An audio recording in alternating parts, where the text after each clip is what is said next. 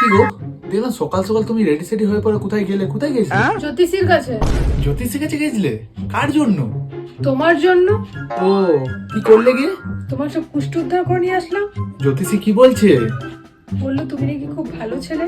হ্যাঁ ঠিক বলেছে তো। বাহ, তারপরে? তুমি নাকি আমাকে খুব ভালোবাসো। হ্যাঁ একদম। দেখেছো, তুমি তো আমার কথা বিশ্বাসই করো না।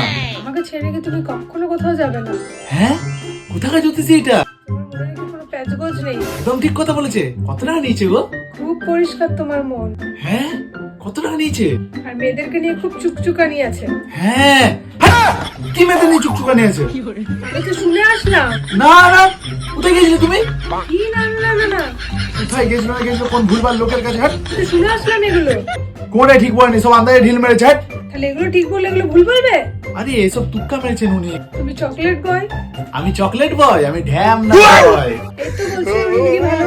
ঠিক আছে, ছাড়ো ছাড়ো ছাড়ো, এইসব কথা বাদ দাও।